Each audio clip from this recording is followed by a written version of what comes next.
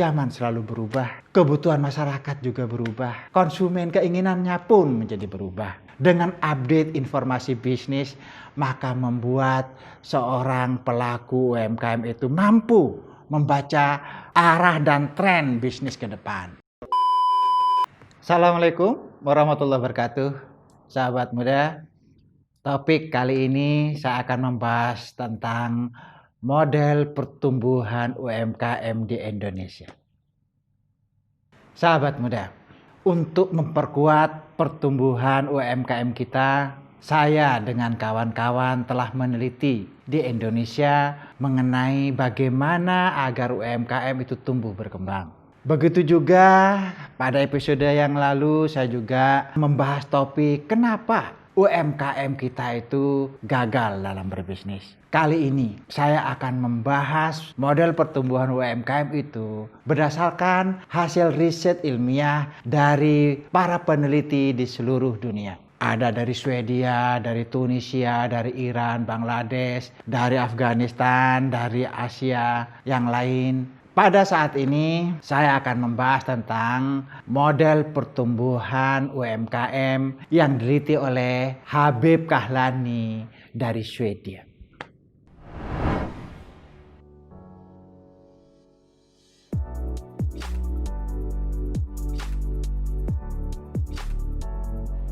Sahabat muda, Mr. Habib ini meneliti 13.000 lebih UMKM di Swedia.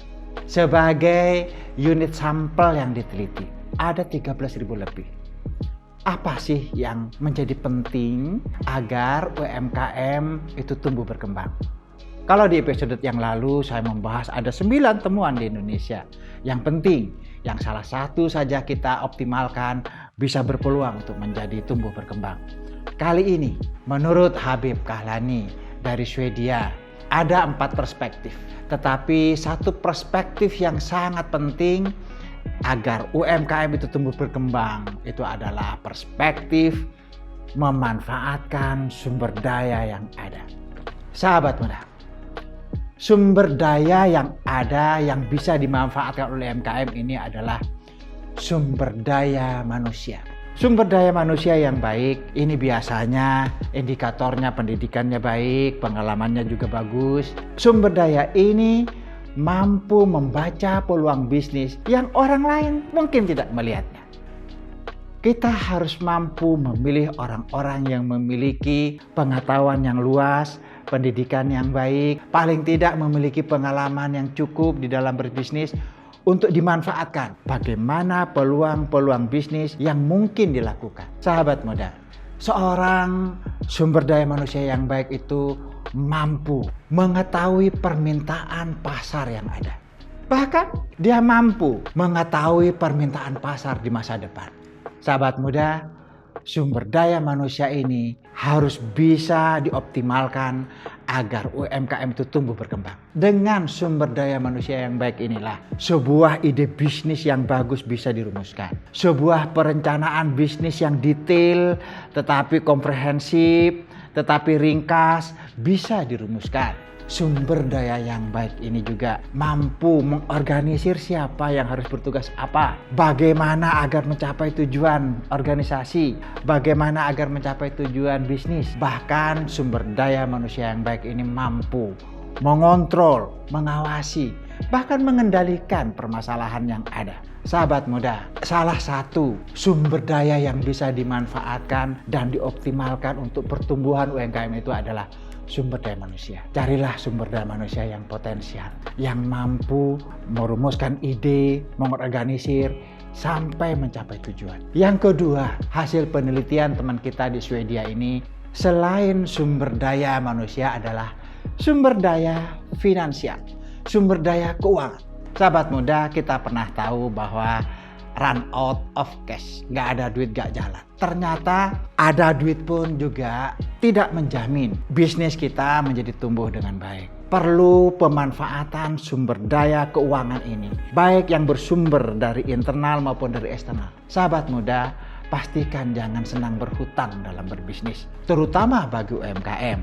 UMKM itu harus mampu menggunakan sumber dana keuangan internal terlebih dahulu. Bagaimana dia membuat ide, bagaimana dia mengembangkan bisnisnya menjadi lebih baik. Baru kalau kita butuh pengembangan bisnis, pasar sudah cukup jelas, sumber dana eksternal menjadi dibutuhkan untuk pengembangan. Sahabat muda, sumber daya keuangan adalah faktor kedua yang dibutuhkan oleh UMKM. Baru-baru ini pandemi begitu mengganggu bisnis, termasuk UMKM Indonesia terpukul. Pemerintah telah memberikan kemudahan-kemudahan di bidang finansial.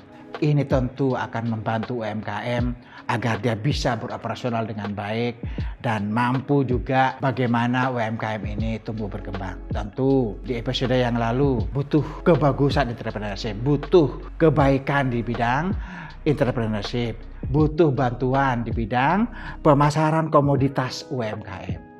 Sahabat muda, sumber daya kedua selain sumber daya manusia adalah sumber daya keuangan. Ini penting dikelola dengan efektif dan efisien agar mencapai target-target yang ditetapkan.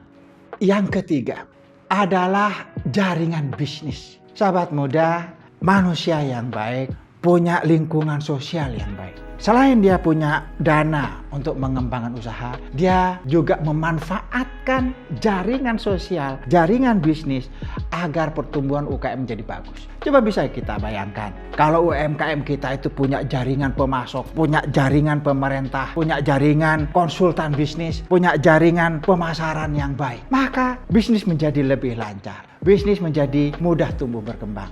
Jadi, selain sumber daya manusia, selain sumber daya keuangan, sumber daya jaringan sosial ini penting bagi UMKM. Agar apa? Agar seluruh jaringan mendukung berkembangnya UMKM. Dan yang terakhir adalah update informasi bisnis. Sahabat muda, ada 4. Yang pertama, sumber daya manusianya itu penting, harus kompeten, harus memiliki visi yang bagus, harus memiliki pengetahuan yang luas.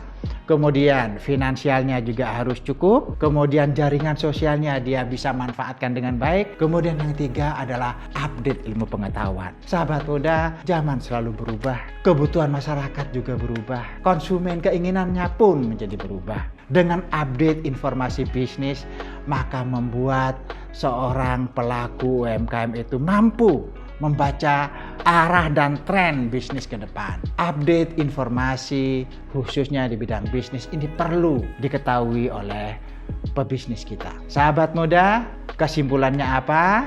Sumber daya manusia, finansial, kemudian jaringan bisnis, jaringan sosial, kemudian yang terakhir update informasi bisnis agar kita mampu membaca perubahan zaman, perubahan permintaan, perubahan kebutuhan masyarakat. Sahabat muda, semoga bermanfaat, semoga ini menambah inspirasi bagi UMKM kita. Salam untuk Indonesia.